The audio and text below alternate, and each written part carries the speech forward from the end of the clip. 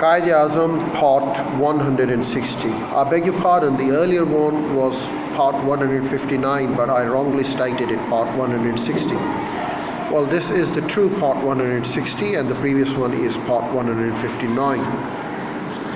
Despite Fazle Hussein's advice, it all went along, and at such a meeting with the nationalist Muslims on 19 June 1931, a formula agreeable to Fazle Hussain of continued weightage in minority provinces and recognition of Muslim majorities in Punjab and Bengal, but with no adult suffrage and no joint electorates, was mooted for negotiation.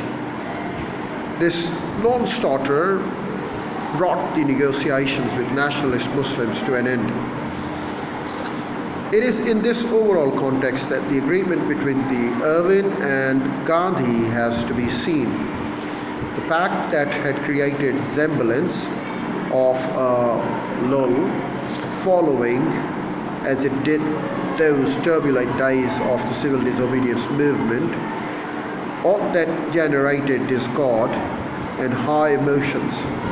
This pact had been endorsed by the Karachi Congress practically unanimously, but in the atmosphere of the continuing hostility towards the British regime, the fact that the Viceroy had entered into an agreement with the Congress had created in the rank and file of the Congress an illusion of triumph. Not any mood of the cooperation with the Raj, but, as was his then commonly remarked, a spirit of defiant and triumph. There were doubts about Gandhi's participation in the Round Table Conference till almost literally the last minute. This delay, of course, raised anxiety but also spawned a crop of speculative theories. These were the hitches. There were moral difficulties that Gandhi had voiced. The officials were breaking the pact. The Hindu-Muslim problem had to be solved fast. There had been a change of the heart with Gandhi, which he often did have, or worse, the British had had a change of heart, so on and so forth. Gandhi had indeed threatened breakdown of this truce on grounds of his conscience. On the other hand, that initial euphoria over the Gandhi-Irwin pact had begun to wane as inevitable, and always happens when untenable initial expectations meet with reality. Consequently, these Congress tactics then came in for a great deal of questioning by the public.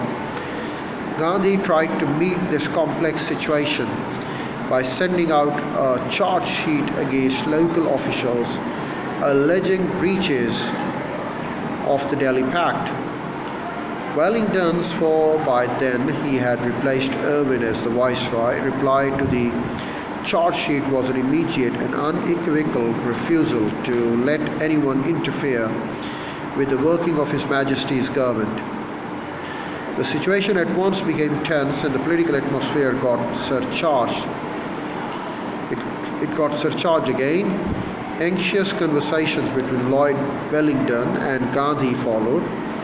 The time was approaching for Indian delegation to leave for the Round Table Conference, but the last train for the boat to England had already left.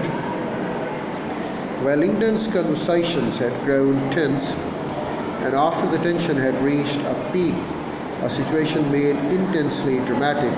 Suddenly Gandhi announced his agreement with Wellington's offer. A special train waiting rushed him to Bombay. Wellington had sacrificed no vital position, nor surrendered any interest of the government.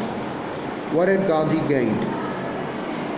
The Second Round Table Conference backdrop.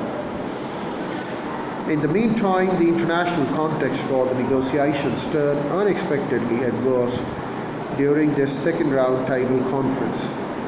A number of commentators, amongst them Wells and Lloyd Randolph, have observed the collapse of the world economy with the onset of the world economic depression, particularly as the depression affected the two largest economies. The British and the US participated in the abandonment of the gold standard, first in Britain, 21 September 1931.